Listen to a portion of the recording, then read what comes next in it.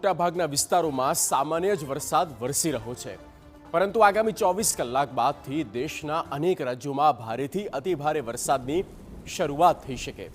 હવામાન વિભાગ અનુસાર 12 રાજ્યોમાં તો સારો વરસાદ થવાની સંભાવના છે। અનેક રાજ્યોમાં 60 કિલોમીટર પ્રતિ કલાકની ઝડપે પવન ફૂંકાઈ શકે। બંગાળની ખાડીમાં સર્જાયેલા લો પ્રેશરને કારણે મોન્સૂન ફરીથી સક્રિય થયું છે, જેના કારણે ઉત્તર પૂર્વીય રાજ્યોમાં સારો વરસાદ થઈ શકે।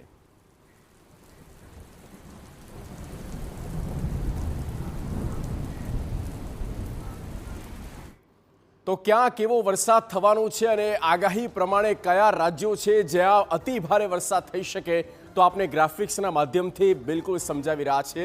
સરળ રીતે આપ જોઈ શકો છો, ઉત્તર પ્રદેશ જે આપને રાજ્ય દેખાય છે, જ્યાં વાદળો ઘેરાયેલા બતાવ્યા છે, એટલે કે ઉત્તર પ્રદેશમાં આવનારા સમયમાં આ 24 કલાક પછી અતિ ભારે વરસાદ થઈ શકે છે।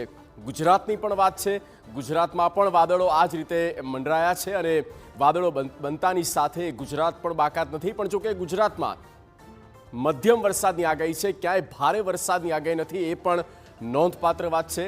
ઉત્તર પ્રદેશ, ગુજરાત, ત્યારબાદ બિહારમાં પણ એ જ છે। બિહારમાં પણ સામાન્યથી મધ્યમ વરસાદ દેખાઈ રહ્યો છે। ઓડિશામાં અતિ ભારે વરસાદ છે, ઓડિશામાં હેવી રેનફોલ થઈ શકે છે। ત્યારબાદ પશ્ચિમ બંગાળમાં, જો કે પૂર્વોત્તર રાજ્યોમાં પહેલાથી સ્થિતિ સારી છે વરસાદને લઈને, કારણ કે મોન્સૂન ટ્રફ ત્યાં પહેલેથી સક્રિય છે। ત્યારબાદ ઉત્તર તરફ આગળ વધીએ તો ઉત્તરાખંડ છે અને ત્યાં પણ અતિ ભારે વરસાદ થઈ શકે છે। તો જ્યાં તાતી જરૂરિયાત છે એ છે સેન્ટ્રલમાં આવેલું મધ્યપ્રદેશ, અને મધ્યપ્રદેશમાં પણ વાદળો બનતા દેખાઈ રહ્યા છે અને વાદળો ગર્જના કરી શકે છે આવનારા સમયમાં। મધ્યપ્રદેશમાં પણ થઈ શકે છે સારો નોંધપાત્ર વરસાદ।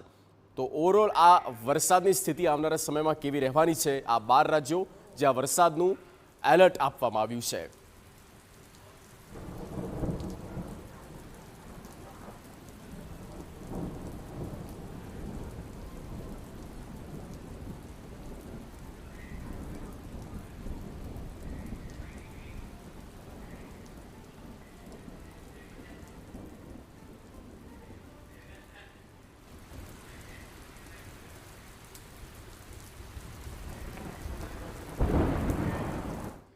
ફિકર આપનીમાં